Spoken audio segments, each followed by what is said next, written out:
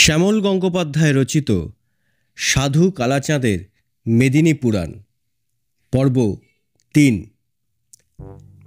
কিন্তু গোলমাল বাঁধল পরের ক্লাসে। অন্য স্যার ক্লাসে ঢুকতেই ছেলেরা জানতে চাইল, স্যার কে আগে মারা গেছেন? রবীন্দ্রনাথ, শরৎচন্দ্র, বঙ্কিমচন্দ্র? তিনজনের ভেতর কে আগে মারা গিয়েছেন?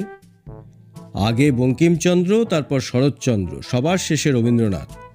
ছেলেরা বলল, তা কি করে হয়? এই যে কালাচাঁদ স্যার বলে গেলেন। কি বলেছেন? ছেলেরা বলল, সব শুনলেন তিনি। সেদিনই সন্ধ্যাবেলা হেড স্যারের বাড়িতে টিচারদের মিটিং হলো। সভা ভাঙতে ভাঙতে প্রায় রাত 10টা। এখন চাঁদ ওঠে বেশি রাতে। স্কুল হোস্টেলের বারান্দায় বসে কালাচাঁদ সিগারেট খাচ্ছিল আর ভাবছিল পল্লীমঙ্গলের হেডুর সই করা একখানা সার্টিফিকেট কি করে বানাবে।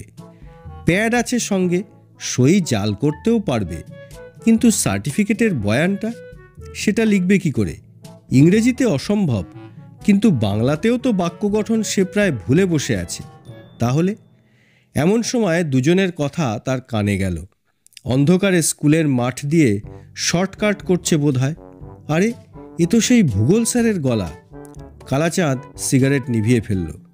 ভূগোল স্যার বলে যাচ্ছেন, রবীন্দ্রনাথের কাছে গান শেখা, বঙ্কিমচন্দ্রকে দিয়ে ডুগি তবলা বাজানো, শরৎচন্দ্রের সঙ্গে চরণদারি। ভবভূতিবাবু কাঁথি থেকে ফিরবেন তো শনিবার। মাঝে এই 2 দিনের অপেক্ষা, বৃহস্পতি শুক্র, তারপরেই বাছাধন বুঝবে। অজ্ঞাত কুলশীলকে না জেনে শুনে কখনো স্থান দিতে নেই। কালাচাঁদ বুঝল তাকে নিয়েই আলোচনা। তাহলে বৃহস্পতি শুক্র, মাঝে 2 দিন দম ফেলার জন্য পাওয়া গেল। কিন্তু পরদিন স্কুলে গিয়ে টিচার্স রুমে তার দম আটকে আসার জোগাড়। একজন মাস্টারমশাই জানতে চাইলেন, বিয়েতে আপনার কোন কোন সাবজেক্ট ছিল? কালাচাঁদ বলল, হায়ার জিওগ্রাফি, হায়ার হিস্ট্রি। মাস্টারমশাই বললেন, হায়ার বেঙ্গলি ছিল না? হ্যাঁ, তাও ছিল। কালাচাঁদের কথা শুনে বাকি টিচাররা তো হেসে গড়াগড়ি যেতে লাগলেন। হেড স্যার শুধু ঠান্ডা গলায় বললেন, আপনার সার্টিফিকেটগুলো কবে দেখাবেন? তাড়া নেই কোনো, চিঠি লিখেছি, কদিনের ভেতরই এসে যাবে। না, আমাদের কিছু তাড়া আছে, বোর্ডে পাঠাতে হবে। ড্রিল স্যার বললেন, কালাচাঁদ বাবুর আবার সার্টিফিকেট কি দরকার? ওকে রবি ঠাকুর গান শিখিয়েছেন, শরৎচন্দ্র বেড়াতে নিয়ে যেতেন, বঙ্কিমচন্দ্র বন্দে মাতরমের সুর ওর কাছ থেকেই নিয়েছেন। জিওমেট্রির ভূপেনবাবু ফোড়ন দিলেন, হয়তো নজরুল ড্রিল শেখাতেন। স্যার, পিসি রায় অঙ্ক। কি কালাচাঁদ বাবু? কালাচাঁদ দেখল তার অবস্থা অভিমন্যু পালার অভিমন্যুর মতো। সবাই একসঙ্গে ঘিরে ধরেছে তাকে। হাসি ঠাট্টা হই হট্টগোলের ভেতর হেডমাস্টারমশাই বললেন, ওকে ক্লাসে যেতে দিন। এখন 8-এর 3rd পিরিয়ড, ছেলেরা বসে থাকবে। 8-এর ক্লাস ঘরের জানলাগুলো বঙ্গোপসাগরের দিকে। হু হু করে হাওয়া, বইপত্র রাখা যায় না, সব কিছুই উড়ছে। সেই সঙ্গে বেশি বেলা পর্যন্ত সূর্যের আলো। সে আলোয় কালাচাঁদ দেখল সাদা চকখড়িতে কালো বোর্ডে বড় বড় করে লেখা রয়েছে, গুলচাঁদ ন্যাড়া। কালাচাঁদ সেদিকে তাকিয়েই চোখ সরিয়ে নিল। একটু আগেই তাকে নিয়ে টিচার্স রুমে হাসাহাসির ধুম পড়েছিল। কালাচাঁদ গম্ভীর গলায় বলল, আজ তোমাদের একজন বাঙালি বীরের গল্প বলবো। কোন বীর স্যার, কোন বীর? কালাচাঁদ গম্ভীর গলায় বলল, তোমরা তার নাম জানো? কে স্যার, কে? তার নাম গুলচাঁদ ন্যাড়া। সারাটা ক্লাস প্রায় একসঙ্গে ঢোক গিলল। তোমরাও তার নাম শুনেছ নিশ্চয়ই, নইলে তার নাম লিখলে কি করে বোর্ডে? ইতিহাসের কবর থেকে আমি সেই বীরের কাহিনী আজ তুলে তোমাদের শোনাবো। সারা ক্লাস একথা শুনে সত্যি সত্যিই গম্ভীর হয়ে গেল। হয়তো সত্যিই ওই নামে কোনো বীর ছিলেন। গুলচাঁদ এই মেদিনীপুরেরই ছেলে ছিল বলেই কালাচাঁদ মুচকি হাসল। অবশ্যই তখন মেদিনীপুরের জন্মই হয়নি। একটু আগে স্টুডেন্টরা গুলচাঁদ কথাটা বোর্ডে লিখে ধাক্কা খেয়েছে, এবার আরেকটা ধাক্কা খেল। পৃথিবী তো কোনো নাম নিয়ে জন্মায় না। পৃথিবীর জন্মের সময় কে তাকে চিনত? একটু একটু করে গড়ে উঠে তবে একটা জায়গার নাম হয়। সে জায়গাটা ক্রমে ক্রমে নাম হয়। মেদিনীপুরের বেলাতেও তাই। মেদিনী পুরাণেই প্রথম মেদিনীপুরের কথা পাওয়া যায়। থার্ড বেঞ্চের একটি ছেলে উঠে দাঁড়িয়ে বলল, স্যার, কে লিখেছিলেন মেদিনী পুরাণ? কেন, দীঘল ঋষির লেখা, দীঘল মুনি, যার নামে দীঘা, ওদিকটাতেই তাঁর আশ্রম ছিল। ছেলেরা শ্রদ্ধায় তাদের নতুন স্যারকে দেখতে লাগলো। কালাচাঁদ তখন বকে যাচ্ছিল গড়গড় করে। তখন মানব সভ্যতার সকালবেলা বলা যায়। কম লোকজন, ইলেকট্রিক আসেনি, রেললাইন বসেনি, জলে ডাঙায় নানান প্রাণী। বঙ্গোপসাগরের তখন অল্প বয়স, কিন্তু ভয়ঙ্কর তেজ। তাতে আবার তিমির বাচ্চা কিলবিল করে। তখনকার তিমিগুলো সাইজে আরও বড় হতো। আশ্রম বালকেরা সেই সব তিমির বাচ্চার পিঠে চড়ে সমুদ্রের বুকে অনেক দূর বেরিয়ে আসতো। সেই ছেলেটি আবার জানতে চাইল, তিমির পিঠ থেকে তো ওরা পিছলে পড়তে পারত? তা পারত, কিন্তু আশ্রম বালকেরা অতটা কাঁচা ছিল না। তারা গাছের বাকলের লাগাম পরিয়ে নিত তিমির মুখে। ধারালো দাঁতে তো কেটে যাবে স্যার। বাচ্চা তিমি তো, দাঁতও ওঠেনি তখন। সে কি আজকের কথা? তখন কোথায় তাম্রলিপ্ত আর কোথায় ভাগীরথী? গঙ্গা নদীরও জন্ম হয়নি স্যার। হিমালয় হয়েছে যে হবে, বরফ কোথায় যে গলবে? হিমালয়েরও আগে। তবে বলছি কি, মেদিনী পুরাণ তো মহাভারত ভূমিষ্ঠ হবারও আগে। তখনও পৃথিবী পুরোপুরি তৈরি হয়নি, ভাঙা গড়ার খেলা চলছে। হিমালয় তো কোন ছাড়! তার বর্দা সাইজের বড় পাহাড় পর্বত এখনও তো বঙ্গোপসাগরের থাপ্পড় খেয়ে জলের নিচে সেঁধিয়ে আছে, একটু একটু করে জাগছে। তখন হলো গিয়ে 3 ভাগ জল আর 1 ভাগ স্থল। এই দুতরফের কোটি কোটি বছরের গ্রেট ওয়ার যাচ্ছে। দীঘলমুনি লম্বা পরমায়ু পেয়েছিলেন, সভ্যতার সকালবেলার পয়লা ঋষি। আমাদের এখনকার হিসেবে 100 বছরে একবার তাঁর ধ্যান ভাঙে, আর একটি শ্লোক বলেন, আবার 100 বছরের জন্য ধ্যানে ঢলে পড়েন। কোন ভাষায় শ্লোক স্যার? তখন তো ব্যাকরণ কৌমুদী আবিষ্কৃত হয়নি। কোথায় বিদ্যাসাগর, কোথায় পানিনি? দীঘল ঋষি সিম্পল সংস্কৃতেই শ্লোক আওড়াতেন। সেই শ্লোকগুলো একসঙ্গে পরপর সাজিয়েই তো মেদিনী পুরাণ। পরে পানিনি আর বিদ্যাসাগর একত্রে বসে মিলিয়ে দেখেছেন। ঋষির সংস্কৃত তো ধাতুরূপ শব্দরূপ একদম নির্ভুল। আশ্রম বালকেরা শ্লোকগুলো গুছিয়ে রাখে। তারা আর বালক কোথায় স্যার? 100 বছরে একটি শ্লোক গোছালে কত হাজার বছরে একখানা মেদিনী পুরাণ হয়। ততদিন তো আর বালকেরা বালক থাকে না স্যার। মেদিনী পুরাণ কি ঢাউস ডিকশনারি ভেবেছ? আগ্রম বাগ্রম কথা দিয়ে ভরানো? তা নয়। দীঘল ঋষি কম কথার লোক ছিলেন, বড়জোর 20-30টা শ্লোক বলেছিলেন। তাতেও তো আশ্রম বালকদের 2-3 হাজার করে বয়স হয়ে যায় স্যার। সে আমলে সেটা কোনো বয়সই নয়। বঙ্গোপসাগরের নির্মল বাতাস, মেদিনী ডাঙার টাটকা ফলমূল, তারপর ধ্যান, হাঁটাহাঁটি, বাচ্চা তিমির পিঠে চড়ে সাগর ভ্রমণ। সভ্যতার ভোরবেলায় সে একদিন গেছে। যদিও তখন বাঙালি বলে কিছু ছিল না, ভারতই হয়নি তো বাঙালি। তখনকার এক সাহসী আশ্রম বালকের কথা আজ আমি তোমাদের বলতে চলেছি। তাকেই এদেশের প্রথম বীর বলা যায়। তখন তো 4টে জিনিস দিয়ে এই দুনিয়া, 3 ভাগ জল, 1 ভাগ স্থল, একটা চাঁদ, একটা সূর্য। তাও এদের ভেতর ঝগড়াঝাটি। চাঁদ প্রায়ই বঙ্গোপসাগরের সঙ্গে হাত মিলিয়ে ডাঙা ভাসানোর মতলবে থাকত। অমাবস্যায় পূর্ণিমায় জোয়ারের নাম করে বড় বড় ঢেউয়ের মুগুর মারত ডাঙার মাথায়। এই রকমই একদিন সন্ধ্যাবেলায়, অমাবস্যা বলে চাঁদ ওঠেনি। দীঘলমুনি ধ্যানস্থ, তাকে ডাকা যাবে না। আশ্রম বালকেরা তটস্থ, কারণ বঙ্গোপসাগর তার বড় বড় ঢেউগুলো ইউনাইট করে মেদিনী ডাঙায় ঝাঁপিয়ে পড়ার তোড়জোড় করছে। সেরকমই আভাস পাওয়া যাচ্ছিল বাতাসে, তীরে আছড়ে পড়া ঢেউয়ের চেহারায়। একজন আশ্রম বালকের কথা তোমাদের বলা হয়নি। তার নাম ছিল গুলচাঁদ। সে প্রায় ন্যাড়া হতো, সেই থেকে তার নাম হয়ে যায় গুলচাঁদ ন্যাড়া। তার জন্মেরও একটা ইতিহাস আছে। মেদিনী পুরাণের 12 শ্লোকে সে কথা পরিষ্কার করে লেখা আছে। দীঘলমুনি তো ভবভোলা ছিলেন, এই ধ্যান করছেন, এই বসে হাসছেন, নয়তো গুম হয়ে সমুদ্রের দিকে চেয়ে বসে আছেন, কিংবা হাপুস নয়নে বসে কেঁদে কেঁদে ভাসাচ্ছেন। কখন কোথায় কাকে আকর্ষণ করছেন জানবারও উপায় নেই।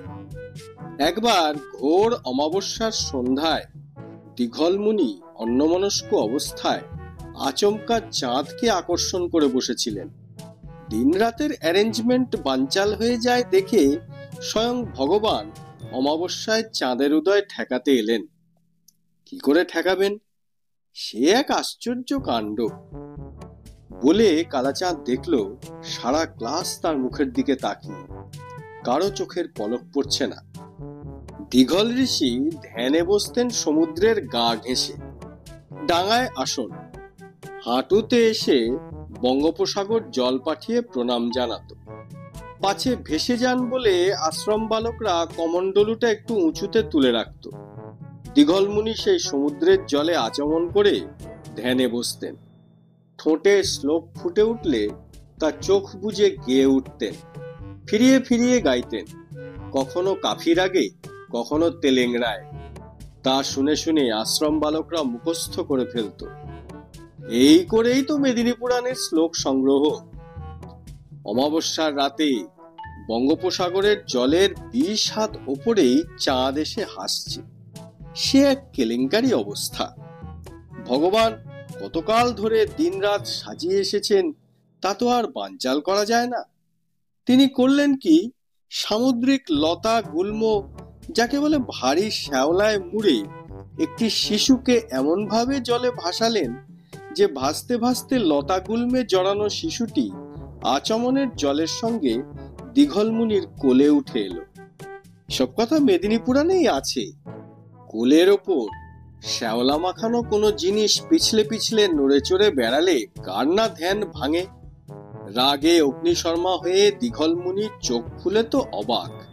এ কি, তার মুখের দিকে তাকিয়ে তাকিয়ে একটা শিশু হাসছে। মুনি ঋষির মন খুব কঠিন হয়, কিন্তু এই ছবি দেখে দীঘলের মন গলে গেল। তিনি শ্যাওলা সরিয়ে শিশুটিকে কোলে নিলেন, আর অমনি অমাবস্যা ফিরে এলো। দীঘল শিশুটিকে আঁকড়ে ধরতেই চাঁদ সেই ফাঁকে হাওয়া। আসলে অমাবস্যার অন্ধকারে এবড়ো খেবড়ো ডাঙায় হাঁটাচলা করতে আশ্রম বালকদের পায়ে লাগত। টর্চ নেই, হ্যারিকেন নেই, ইলেকট্রিক নেই। তাই অনেক ভেবে দীঘলমুনি চাঁদকে আকর্ষণ করে আলো করার ডিউটি দিয়েছিলেন। তিনি তো আর দিন রাতের পরোয়া করা লোক নন। তা চাঁদ ভগবানের এই কারসাজিতে ছাড়া পেয়েই পগার পার। আবার অমাবস্যা। দীঘল তো এই শিশু পেয়ে অস্থির। কোনো শিশুই কোনোদিন তার বুকে ওঠেনি, এই প্রথম। তিনি শিশুর নাম দিলেন গুল্মচন্দ্র। শ্যাওলায় মুড়ে চাঁদের পাঠানো শিশু আশ্রম বালকদের মুখে গুল্মচন্দ্র হয়ে উঠল গুলচাঁদ। বেশি দূর যাবার দরকার নেই। এ সব কথাই মেদিনী পুরাণের টিকাভাষ্যে পাওয়া যায়। তবে সে টিকাভাষ্য পাওয়া খুব কঠিন, হয়তো আর ছাপা নেই। এক কপি পড়েছিলাম ন্যাশনাল লাইব্রেরিতে। তো যা বলছিলাম, গুলচাঁদ যতই বড় হয়ে উঠছিল ততই সে সবার মন কেড়ে নিচ্ছিল। দীঘলমুনি স্বয়ং তাকে একটু না দেখলেই চোখে হারান। বঙ্গোপসাগরের জলে ভেসে আসা গুলচাঁদ বঙ্গোপসাগরকে একটা বড় দিঘির চেয়ে বেশি পাত্তা দিত না। এক ডুবে নিচের মাটি দুমুঠো তুলে এনে ভেসে উঠত। তীরে দাঁড়িয়ে বাকিরা সবাই তখন বিপদ গুনত। বাচ্চা তিমিগুলোকে সে সাগর সাইকেল হিসেবে ব্যবহার করত। গাছের বাকলের লাগাম পরিয়ে 200-300 মাইল চলে গিয়ে সে ঢেউয়ের ষড়যন্ত্রের খবর আনত। কোথায় ঢেউগুলো জড়ো হয়ে মেদিনীডাঙ্গা অ্যাটাকের মতলব করছে তার পাকা খবর নিয়ে ফিরে আসতো গুলচাঁদ। তিমিরা তো তাকে চিনতই। তাদের বাবা মা পর্যন্ত গুলচাঁদকে খুব স্নেহ করত। শীতের দুপুরে ভাটায় ওরা খানিক খানিক ডাঙায় উঠে রোদ পোহাতো।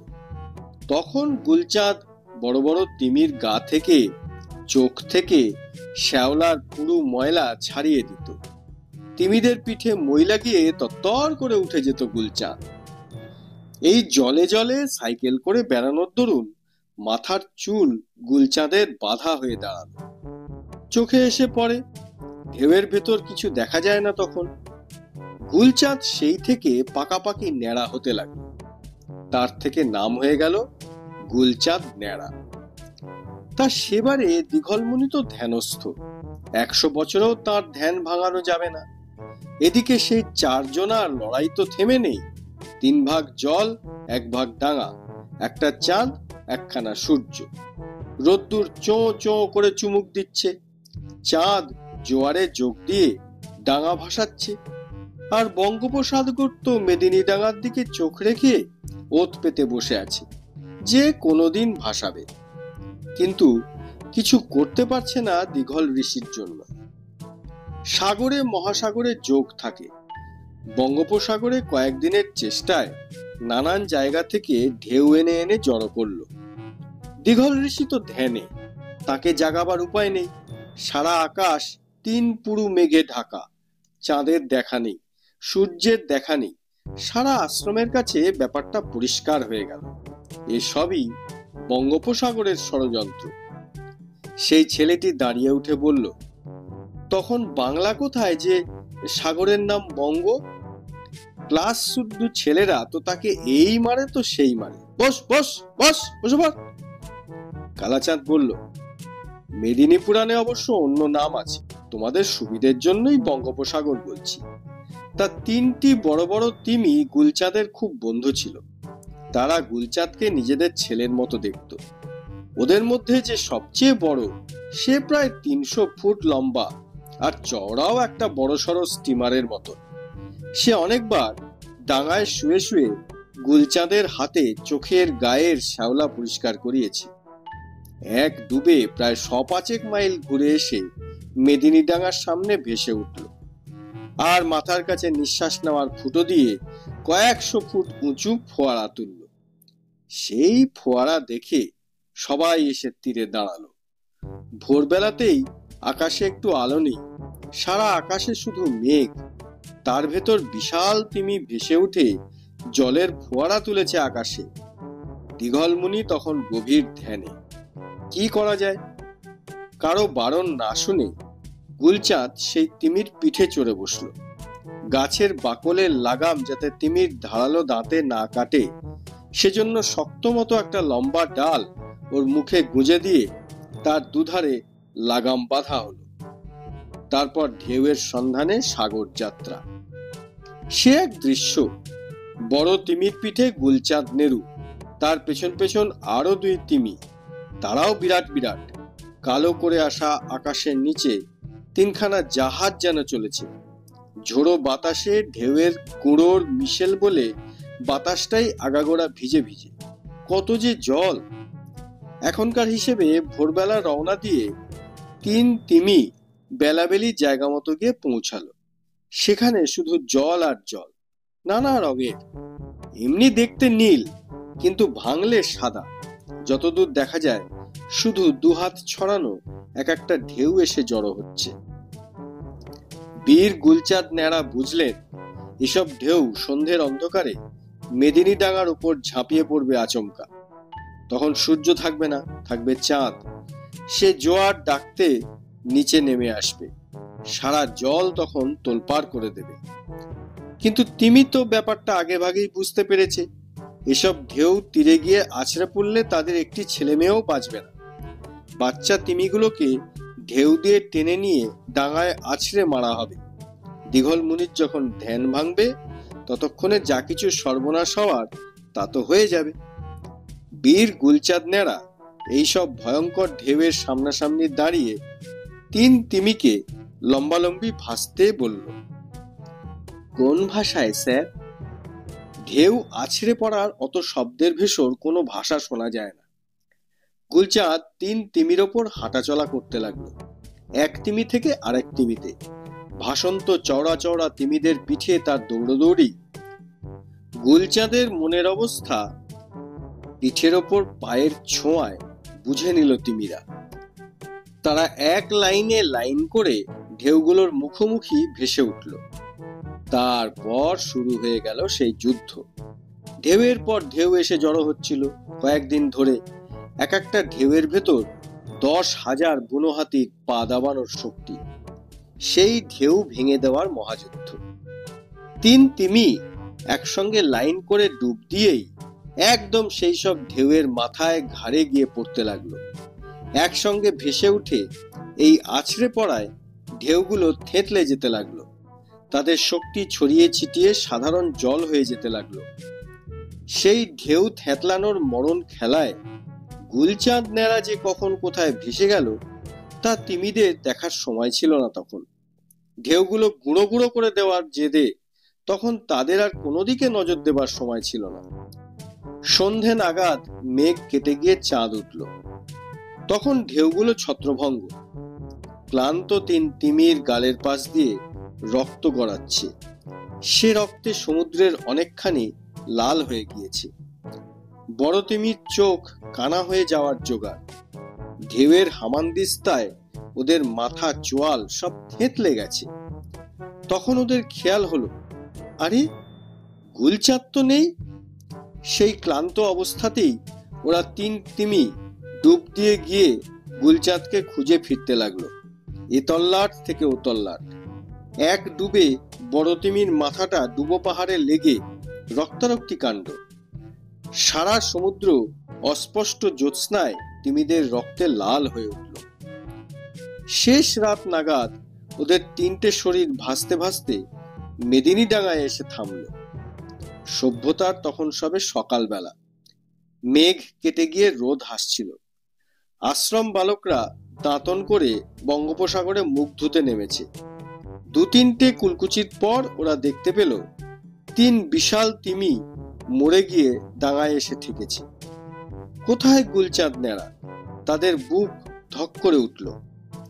সারা রাত গুলচাঁদের চিন্তায় আশ্রম বালকদের ঘুম হয়নি।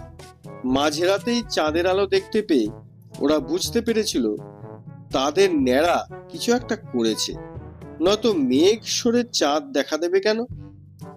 কালাচাঁদ থামলো। ক্লাস শুদ্ধ একসঙ্গে চেঁচিয়ে উঠল, তারপর স্যার? আজ এই অবধি বীর গুলচাঁদ ন্যাড়ার কাহিনী আমি পুঁথিপত্র ঘেঁটে যতটুকু জেনেছি ততটুকুই তোমাদের বললাম। এরপর আর আমি জানি না।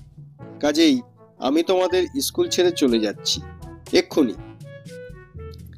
ক্লাস ঘর অন্ধকার হয়ে এসেছে। ছেলেরা বলল, কোথায় যাবেন স্যার? বঙ্গোপসাগরের ঢেউয়ের গুঁড়ো গায়ে মেখে ভিজে বাতাস ক্লাসে এসে ঢুকছিল। সেই দীঘলমুনির দীঘা হয়ে নীলাচল।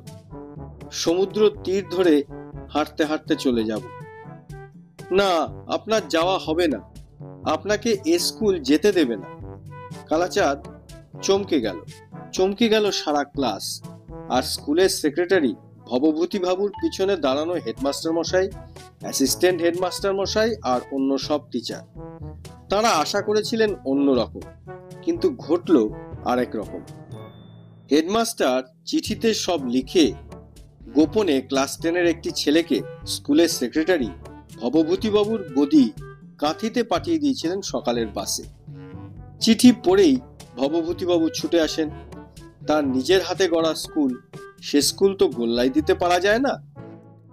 কালাচাঁদ ক্লাসে ঢুকে বীর গুলচাঁদ ন্যাড়ার কাহিনী বলতে শুরু করতেই ভবভূতিবাবু ঘরের বারান্দায় এসে দাঁড়ান। তার পেছন পেছন অন্য সব মাস্টারমশাইরা। এতক্ষণ জানলার পাশে দাঁড়িয়ে দেখা না দিয়ে সবটা শুনেছেন ভবভূতিবাবু। ঘন্টা পড়ে গেছে, টিফিন কাবার হয়ে গেছে, আবার 5th পিরিয়ড ক্লাস শুরু হয়েছে। ক্লাস 8-এর ছেলেরা কেউ টেরও পায়নি। অন্য মাস্টারমশাইরা কেউ ক্লাস 8-এর 4th পিরিয়ডে 5th পিরিয়ডে ক্লাসে ঢুকতে গেছেন। ভবভূতিবাবু ঢুকতে দেননি, বলেছেন সবটা শুনুন না আগে, তারপর দেখা যাবে। ভবভূতিবাবু ক্লাসে ঢুকে বললেন, ছেলেরা তোমরা বাড়ি যাও, আজ তোমাদের ছুটি। মেদিনীপুরাণ থেকে বীর গুলচাঁদ ন্যাড়ার কাহিনী শুনে এমনিতেই তাদের মনটা ভারী হয়ে গিয়েছিল। কালো বোর্ডে চক্করিতে লেখা গুলচাঁদ ন্যাড়া কথাকটি তখনও জলজল করছিল। হঠাৎ ছুটি পেয়ে ওরা বরং অন্যদিনের চেয়ে ভীষণ নিঃশব্দে ক্লাস ছেড়ে চলে গেল। কালাচাঁদ লজ্জায় ডাস্টার দিয়ে বোর্ডের লেখা মুছতে যাচ্ছিল। ভবভূতিবাবু বললেন, মুছবেন না, ও বোর্ডখানা আমি আমার বাড়িতে রেখে দেব। আমাদের মেদিনীডাঙ্গার পয়লা বীরের নাম লেখা বোর্ড। ডাস্টার রেখে দিল কালাচাঁদ। আমায় ক্ষমা করবেন। ক্ষমা চাইবার তো কিছু হয়নি কালাচাঁদ বাবু। তারপর হাঁক দিলেন ভবভূতিবাবু। ও হেডমাস্টার মশাই, এদিকে আসুন। এ বোর্ডখানা আমার বাড়িতে পাঠিয়ে দিয়ে এখানে আরেকখানা বোর্ড টাঙাবেন। হ্যাঁ স্যার।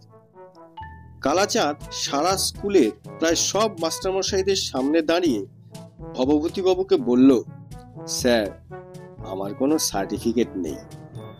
তাতে কি হয়েছে কালাচাঁদ বাবু? আপনি আমাদের মেদিনীডাঙ্গার কথা মেদিনী পুরাণ থেকে শোনালেন। এ কাহিনী তো আমি আগে শুনিনি কোনোদিন। স্যার, আমি ক্লাস 10-এ উঠতে পারিনি স্যার। তাতে কি হয়েছে, 9-এ তো উঠেছে। হ্যাঁ, তা প্রায় 15 বছরের চেষ্টায়। আমি তো কিছুই পড়িনি, তাও একটা স্কুল করেছি। আপনি তো তবু 9 অবধি পড়েছেন। আমায় ছেড়ে দিন স্যার, আমি যাই। না, আপনার যাওয়া হবে না। কাঁথি থেকে আপনি প্রাইভেটে স্কুল ফাইনাল দেবেন। কি মাস্টারমশাইরা, আপনারা সাবজেক্টগুলো একটু দেখে শুনে নিতে পারবেন না? যারা কয়েক ঘন্টা আগে টিচার্স রুমে হাসাহাসি করেছিলেন, তারাই সেই সব মাস্টারমশাইরা প্রায় একসঙ্গে হেঁ হেঁ করে উঠলেন। তার পারবো না, খুব পারবো, ইয়ার কঠিন কি? কালাচাঁদ মাথা নিচু করে বলল, আমি তো আপনার স্কুলের কোনো কাজে লাগবো না। আমায় রেখে কি লাভ আপনার স্যার? আমায় বরং ছেড়ে দিন, আমি নীলাচলে চলে যাব। না, আপনার যাওয়া হবে না। আপনি প্রাইভেটে স্কুল ফাইনাল দেবেন, কাঁথির সেন্টার থেকে, কেউ জানবে না। আর এখানে ক্লাসে ক্লাসে গল্প বলবেন। কালাচাঁদ চোখ তুলে তাকালো। সামনে খোলা দরজার ফ্রেমে ভবভূতিবাবু, নিশুন্দি গাঁয়ের হাই স্কুলের সেক্রেটারি। কাঁথিতে কাজু বাদামের কারবার। শনিবার গদিতে তালা বন্ধ করে ফিরে আসেন। পাকা চুল মাথায় ভুলভুল করছে, পাকা ভ্রু। ইনি কি সেই দীঘল ঋষি যার নামে দীঘা? সন্ধ্যের মুখে বঙ্গোপসাগরের ঢেউয়ের গুঁড়ো বাতাসের সঙ্গে মুখে এসে পড়ছিল। কালাচাঁদ চোখ নামালো।